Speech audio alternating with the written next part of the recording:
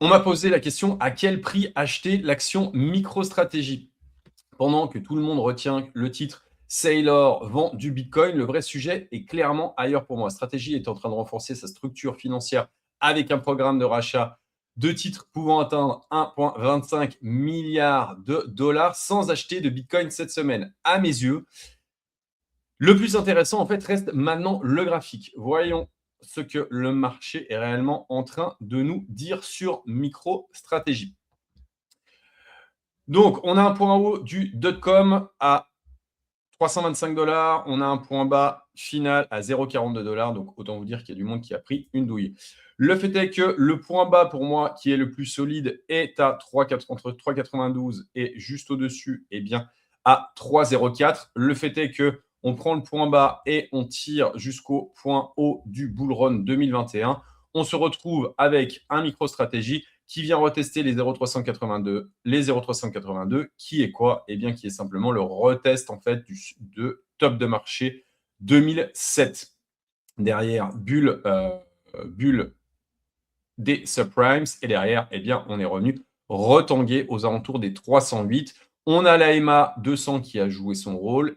On est venu l'appuyer, on est parti. On l'a break, on est revenu retester quasiment les 0,382. Et là, c'est exactement ce que l'on est en train de faire. Le fait est que moi, j'ai call à 38 $ l'action MicroStrategy, en sachant que j'ai acheté beaucoup plus d'actions adossées à la crypto lors du dernier bull run que des cryptos.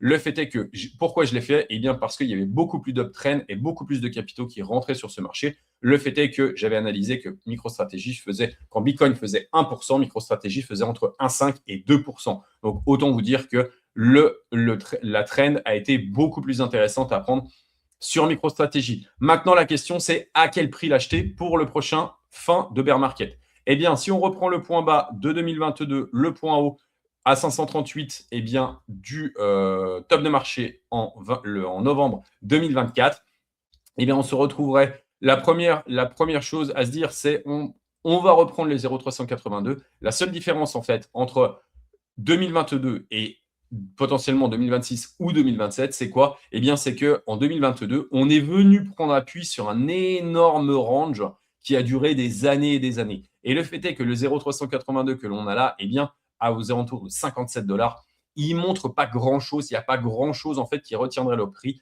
Donc, pour moi, on irait en reload zone de longue, rechercher au minimum les 33 $ qui seraient en fait le retest des 0,618 du dernier bull run et les 0,236 de FIB du bear market actuel et de l'ancien bull run entre 2022 et 2025.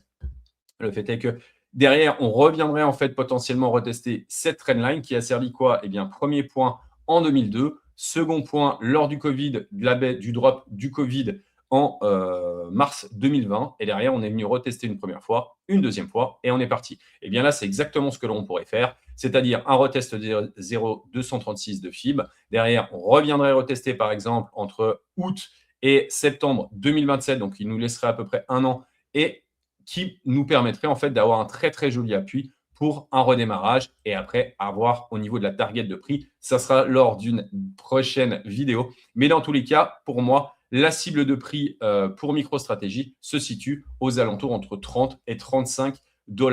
Le fait est qu'on aura aussi également, et ça c'est en bonus, potentiellement, eh bien, la dernière fois que on a fait un bottom sur MicroStrategy, on est toujours venu chercher en 12 jours la zone des 30 de RSI une première fois, une deuxième fois. Et là, la vraie question, c'est est-ce qu'on va y aller ou pas? Je vous laisse bien évidemment donner votre avis sur cette analyse, laissez-le en commentaire et je vous retrouve en live ou bien évidemment sur Twitter. Ciao!